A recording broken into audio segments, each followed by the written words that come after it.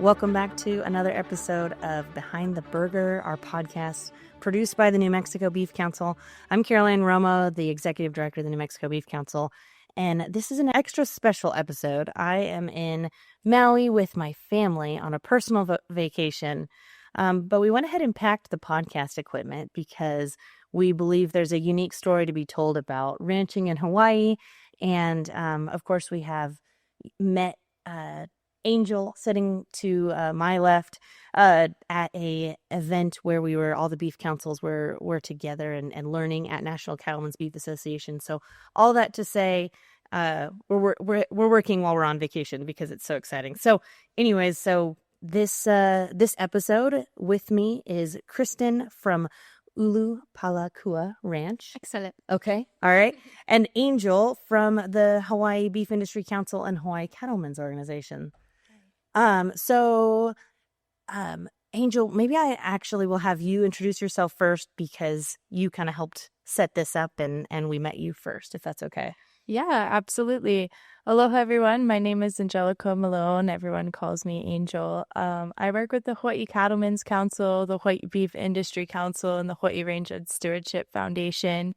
As Caroline mentioned, we had the opportunity to meet earlier this year in person at a training, and we just hit it off immediately, talking about invasive species and the similarities and differences that New Mexico ranchers face, similar to Hawaii, and thought that, wow, what a great opportunity. She mentioned she was coming to visit Maui later in the year, and everything just worked out. So I'm really honored to have worked with Kristin and Ulupalakua Ranch in various capacities in the past, and I felt that who better to speak to the possibilities, the opportunities, as well as the challenges that Hawaii faces with ranching, no better than Kristin Mack-Almasin. So thank you, Ulupalakua Ranch, for allowing us to be here and for being great stewards of the land.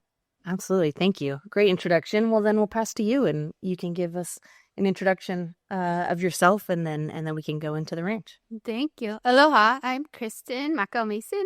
I'm the Livestock Manager here at Ulupalakua Ranch in Maui. My background is I'm actually from Northeast Ohio. I went to Ohio State University, go Bucks, for undergrad and graduate school. After grad school, I moved out here for a job, actually working with a pineapple company, doing some beef cattle work. Most of my undergrad and graduate was actually in grazing dairy, so my background is more in dairy than beef, but I ended up out here working more in the beef industry because we have more beef out here. And ended up about 2016, started a job here at Ulupalakua Ranch and moved up to Livestock Manager in 2018. And here I am today. Yeah, what an interesting evolution of your career. And you might have to explain the cattle at the pineapple farm. That's pretty interesting. So there is some work kind of looking at utilizing beef cattle on fallow pineapple fields and then feeding crushed pineapple waste to beef cattle. So I came in doing some work in that and then interesting. Migrated through some different projects here and ended up here at Ulupalakua. Perfect. We do talk about it a lot in the office and then on the podcast about cattle being great upcyclers, right? Right. So will you tell me about the ranch and even so I kind of either maybe like our yearly schedule so people understand, because the idea is we're trying to tell the story of ranching for someone maybe who doesn't know. So what's kind of the yearly schedule or maybe even like the life cycle of an animal on the ranch here? So we have about 18,000 contiguous acres here at Ulupalakua that we graze. So we have two main cow herds, about 800 breeding cows at this particular time. One of the cow herds will start calving in about January, and they wean out in the fall of the year, brand them in the spring, about April. And then we have another cow herd that will start calving here pretty quick in July. And then we'll brand them in the fall and then wean them out in the spring. So that's our two main herds. We do a 63-day calving window for each of the herds. Yeah. Perfect. And is there a different elevation or a different place that these herds are? Is that why the calving is different? It was at one point in time, which is kind of why it was worked out that way with, which we'll probably talk a little bit more about later with the access deer populations and the overgrazing. From that, we've had to kind of cycle to a program that we move the cattle where we've got forage. Yeah. So that's changed over time. So basically now the 2 cow herd system allows us to, move animals from one herd to another or hold heifers longer so that they're a little more mature when we breed them. So they kind of handle the environment better. So there's some definite benefits to having that 2 cow system. Yeah. Different times of the year, 2 cow herd system. Yeah, that's really interesting. And do you, so maybe can you talk about the, which I guess we're going to talk landscapes is one of my questions, but the different landscapes on the ranch, and then how do those fit into your ranching practices? Right. So we graze anywhere from ocean, down by the ocean, all the way up to over 5,000 feet elevation. And then everything from very rocky to kind of, I guess, less rocky. Not completely not rocky here, but less rocky, more open, shorter grass pastures. And since we are contiguous, it's a little bit easier for us to take the cow herds where they need to go based on their production, the stage of production cycle that they're in. So cows that are calving or have small calves on them versus cows that might be dry, we can take them in some rougher stuff and do some cleanup and some, fire breaking work or that sort of thing. So yeah, so it's just kind of depend on current conditions and what's going on in the weather and with the invasive species that we have where we go with them. Yeah. Well, do you, so what role does land and resource management play in your ranching? It's everything here. So in Hawaii, we don't really have access to any type of purchased feed. So if we don't have winter and we have winter, but we don't have snow. So, the grass doesn't really shut down for cold reasons as much, except for some of the very mauka or the grass is really high up in the mountain, or say mauka grasses will shut down when it gets colder. But we do have a definite dry season here, and so we need to plan for that. Drought planning is crucial. We have to always be thinking a couple months ahead as far as our stocking rates, what kind of cattle we have on hand, where we're going to go next with grass, and just try to plan for that, because we don't have a way to purchase feed and feed here out of a bad situation. And we don't really have sale barns either, so I can't really move cattle quickly if I need to. So it's a lot of research management. It really is everything here. Yeah, absolutely. That's a really interesting thing. In some parts of New Mexico, feed is more abundant, and I think the last podcast I recorded, he had some farms that if anything got tough, he had spots, and so he created a grow yards because he had so much feed. Yeah, it's an interesting problem or solution. So, and then you talk about drought. So in New Mexico, our annual rainfall is, I think it's anywhere from like 8 inches to maybe 20 inches a year, but usually 8 to 15, I think, is most ranchers. Mm-hmm. What are we looking at annual rainfall here? Right here at headquarters, 20 to 30 inches. We've got some stuff up around 40, and then down to probably closer to 8. So it varies a lot. Here in Hawaii, we've got a lot of microclimates in a very short span of area. I'm sure you've seen driving around Maui that it changes very quickly here. And so even on the ranch, we've got everything from super dry, leeward type landscapes that, are just rocks and brush and, not much grass or very much seasonal grass, to a little bit more rainy areas, lush areas. So I mean, that's a huge difference. 8 to 30 or 8 to 40. That's completely different landscapes. Yeah. And the weather patterns lately have been trending drier and drier. We've seen that as an issue here. We've tracked rainfall we've got data over about 100 years, and we've seen the rainfall patterns change to more rainfall falling all at one time. We'll get 10 inches sometimes, 24 hours, and then not rain for months. So that's been a tough change for us, is to deal with getting all that rain at once and losing a lot of it and then not having any for a long time. Yeah. I would say we have that problem too. We had we were at a ranch and overnight they had 2.5 inches of rain. Well, you're not getting a lot of that rain. You're not collecting it. The ground can't even absorb it, right? Yeah. Yeah. So it's a big problem. What is one of the biggest challenges you face as a rancher? I mean, in recent years, definitely the access to overpopulation. It's been huge. So just in my time here, my 8 to 9 years here, we've cut the cow herd in half. We're running less than half of cows we were running just, 6-7 years ago. And why, some of that's due to drought conditions. Most of that is due to the overpopulation of deer. So, one cow on this ranch alone, we had about 9,000 head of deer on 18,000 acres. So 2 deer per acre, or 1 deer every 2 acres. So that's huge. If you think of an equivalency of maybe about 7 deer per head of cow, that's over 1,000 head of cattle that we can't run anymore because of the deer overpopulation. So that's become everything in our lives as ranchers in the past few years is getting that under control so we can start managing our resources again, because you just can't do it. You can't manage stockpiles of grasses. You can't plan for drought. You can't, manage your herd numbers if you think there's going to be grass there and you come back and there's not grass there because the deer have came and taken it all off. And so it's been tough. It's been a tough bunch of years. So we're seeing some things get better. We've seen a lot of attention to it. There's some funds going to deer control and a lot of different efforts out there. And so things are looking up. We're starting to see a light. Yeah. But it's been a long struggle. Oh my gosh, absolutely. And so kind of to explain that, some of the conversations I had with Angel, and then I think we even maybe had it before we started recording, is that so the axis deer were introduced to Hawaii in the 50s or something, right? And there's no natural predator for the animal.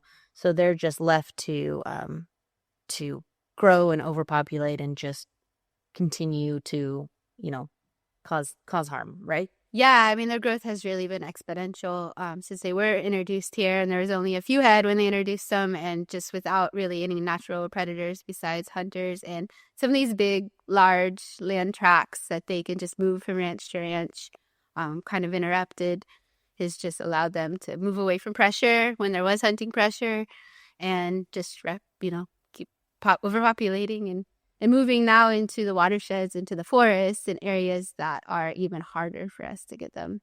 So yeah, it's been a huge problem. Absolutely. Well, and then we talk about stocking rate too. So I think you mentioned that in the beginning too. When you're trying to maintain grass at a healthy level, you have a stocking rate, right? So an animal unit per acre that you're sticking with, and when you don't have control over the wild animals, you have to change that, and that's just really complicated. Yeah, hard to predict, hard to manage, right? Yeah, really impossible to manage. I mean, if we can't manage the axis deer's movement, which you can't without a higher fence, and high fence is very, very expensive, as we've all found, as we've had to fence these large tracts of land.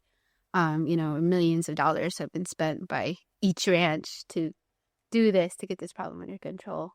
So. Yeah, that is a very large challenge. Talking kind of back to the cattle, can you give an example of how you care for your cattle to ensure their health and well-being, or another example? Because obviously grass management was the first one. Yeah, I mean, that's huge here because, like I said, we don't have feed. So there's no real way for us to feed ourselves out of a bad situation. So managing those populations and trying to think ahead. One huge thing here is matching the genetics to the environment for us. We generally are all pretty low input producers. You kind of have to be here. Inputs are super expensive, and most of them are imported, over the ocean. And so there's a lot of time and focus for us spent on developing or bringing in genetics for that animal that needs to be that mid-sized animal that can do well on grass, and grass that's not always the best grass.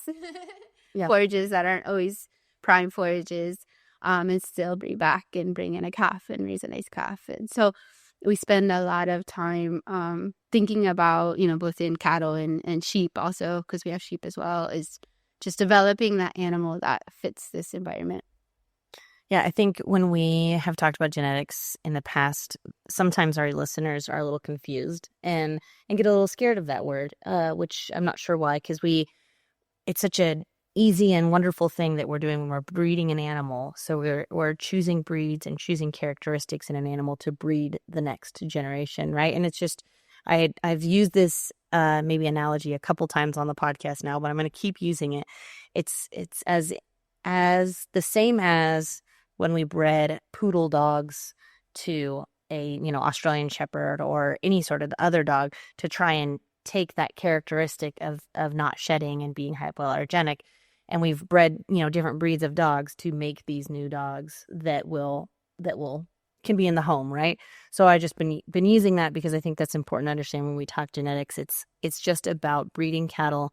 You have a calmer animal, maybe that one's easier to process, so then you keep breeding that one. But you have a wilder animal, we're not going to breed that one, or whatever it is.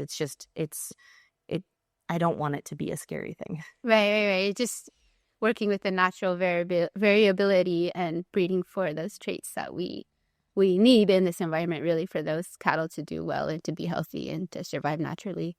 Yeah, and that's a great word. It's a natural process. Mm-hmm. Natural is a great way to describe that. What's one thing, or maybe another thing, most people don't know about raising beef in Hawaii? Stay with us. We'll be right back. Dion's took the best parts of a green chili bacon cheeseburger and made them a pizza. Savory beef, hatch green chili, crispy bacon, and melty cheese, all on a handcrafted crust. It's bold, it's beefy, it's a pizza worth sharing. Try it today at any Dion's location.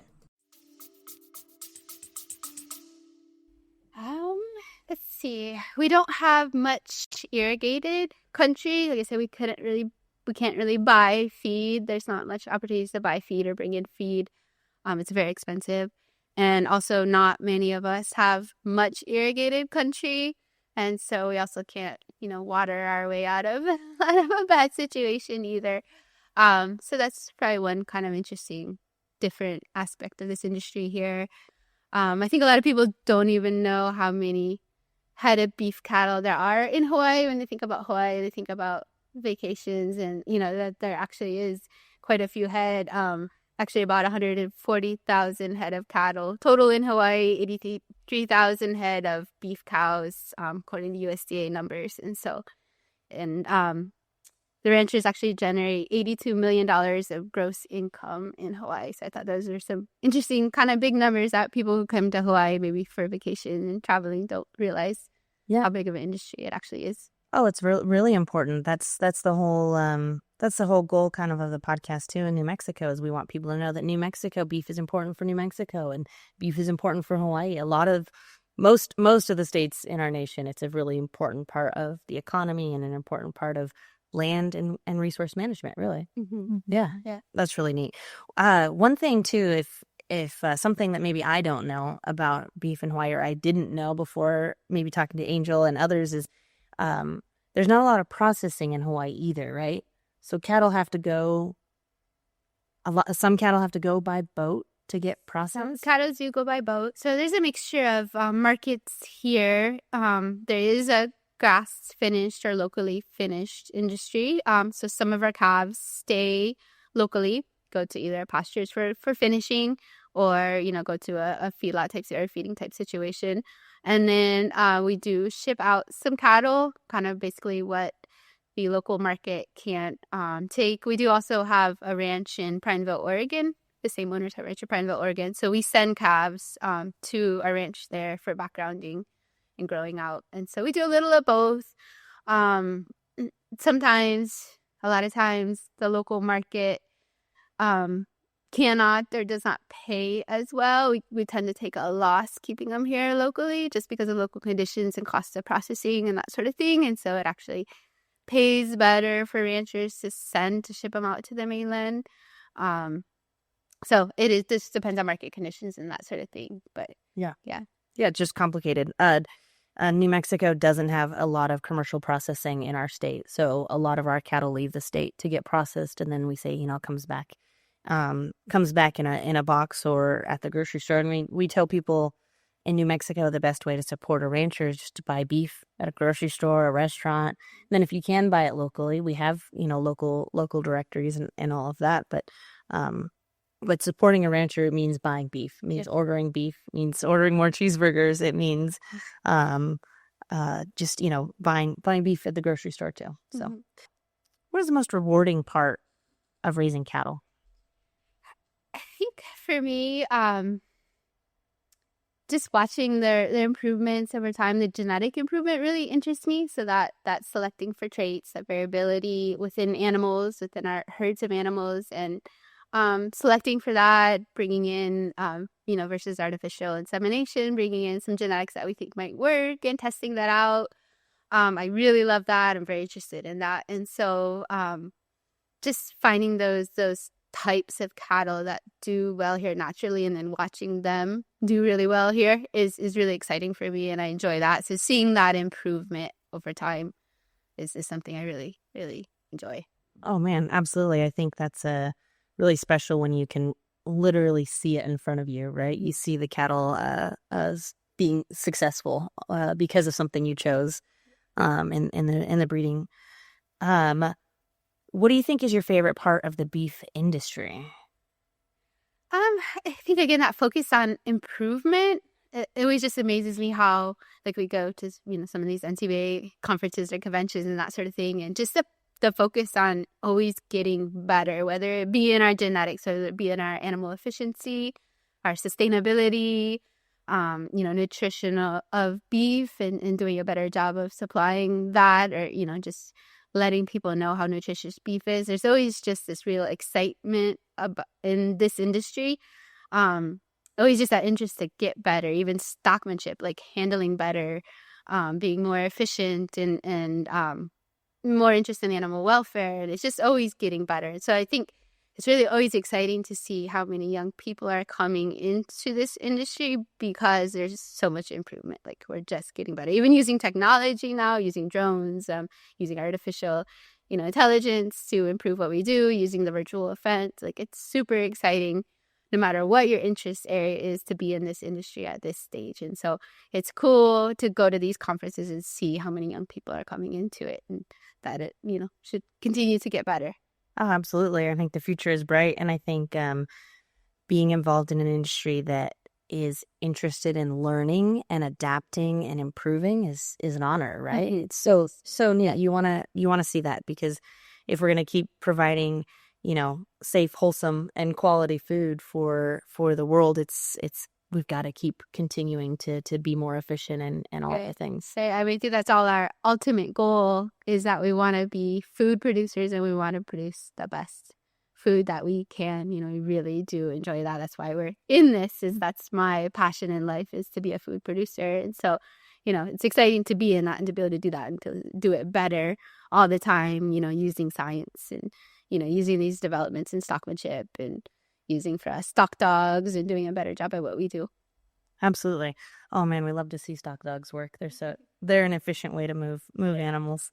So you might have already kind of answered this, but working with cattle, there's challenges. There's you can't control the weather, you can't control the wild animals. But why do you keep doing what you do? What makes you keep going?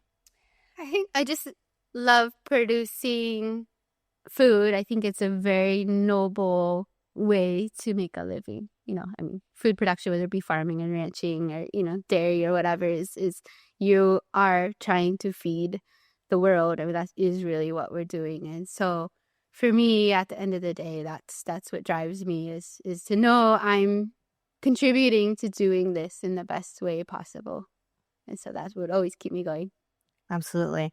Working, and I'm sure Angel can attest to this too, working for those of you that are growing food and raising food is an honor, right?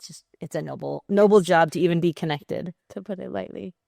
Yes, absolutely. Absolutely. What do you want consumers to know about ranching, or specifically ranching in Hawaii, if they take away one thing? I think it might be the amount of thought and time and passion and knowledge and science that really goes into what we do. It's not just throwing the cattle out there and bringing them back and then, harvesting them. And I mean, there's so much that goes into every aspect of this production system, so much data, so much knowledge, so much science, so much thought, so much art, that goes into the handling of them. That, it's super interesting. I think people don't always realize is that there's just a lot that goes into it. So, just that understanding of the different aspects. And if you ever get the chance to talk to a rancher and kind of pick their brain on what they understand. And, I always think that managing animals and managing pastures together is an art. You can talk about the science and the measurements to it and that sort of thing. But I mean, there's a certain art form in what we do and going out there and be able to look at an environment and understand what's going on, below the surface of the grass, below the soil and above, and understand how to best manage that. And so, yeah. Absolutely. I think there is so much to it. And I think that's kind of the whole goal. The whole goal of the whole idea of the podcast is we want people to know there's so much, and there's so much extra effort and good intentions and well thought out process that goes into us being able to buy safe, wholesome, beef at the grocery store. So absolutely. Well, thank you for helping us tell that story. Can you talk about the family side of the business? Do you have family that's involved? Is the ranch family owned? How does that kind of... Yeah, our ranch is family owned. Was purchased in 1963 by the Erdman family.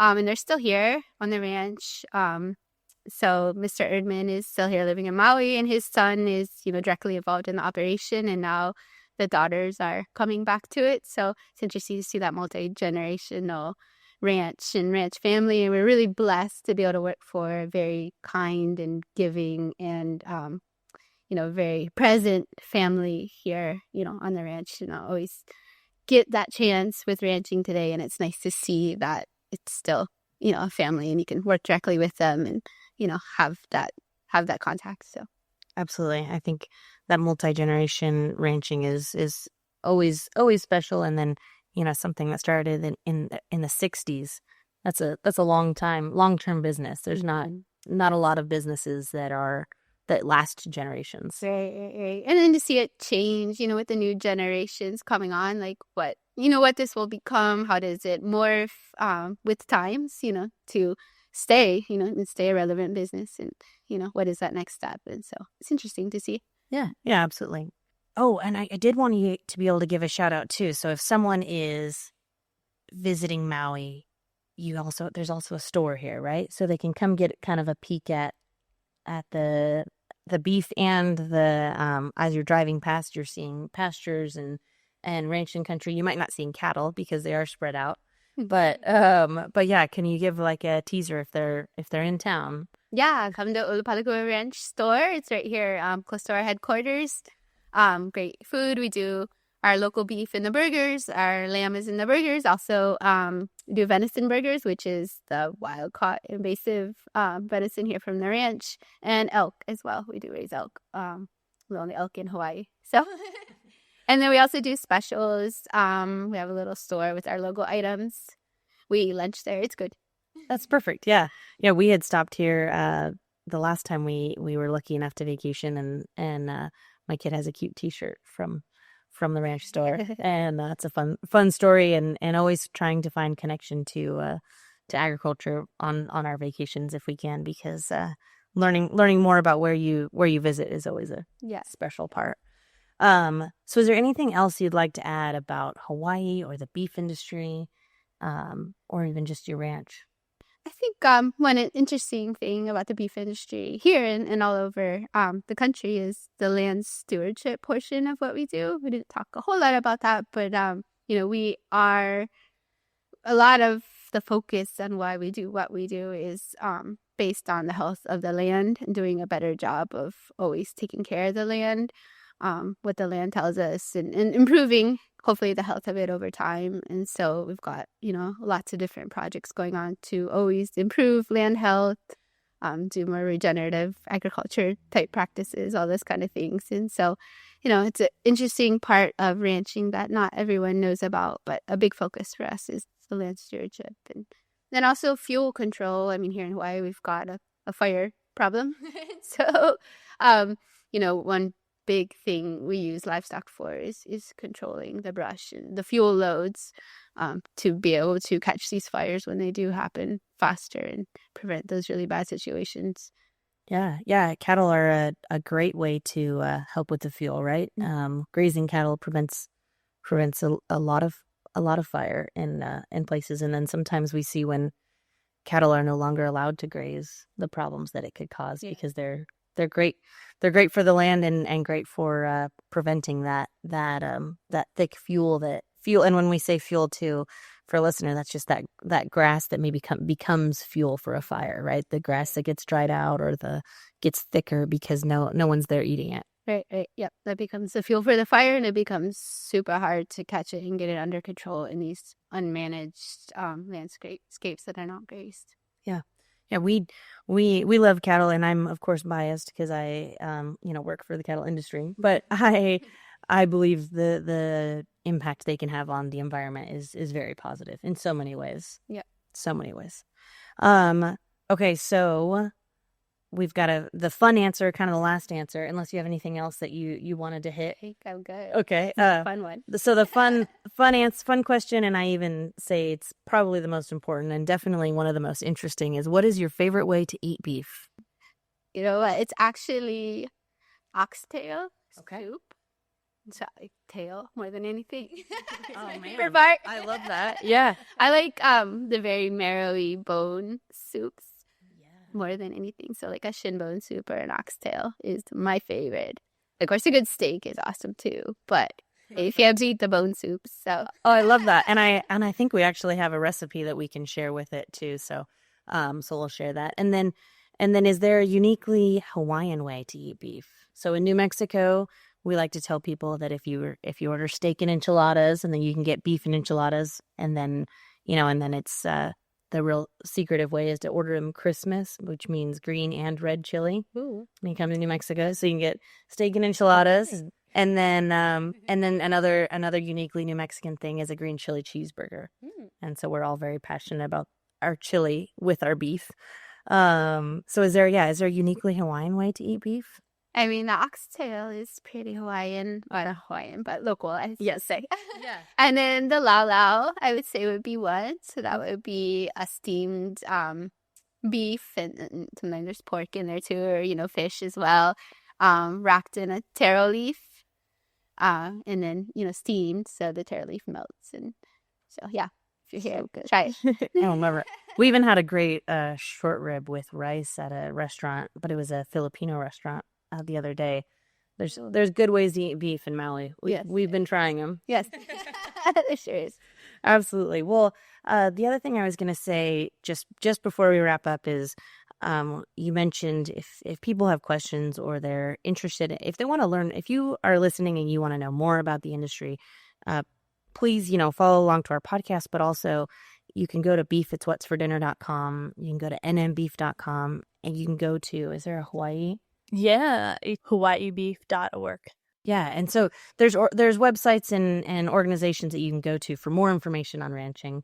We'd love to answer questions, and right now we don't have a ton of questions, so I would say you can even reach out to us. You can reply to the podcast, and we'll try and get answers, because I think if there are questions, we're open to giving answers. Yeah, definitely.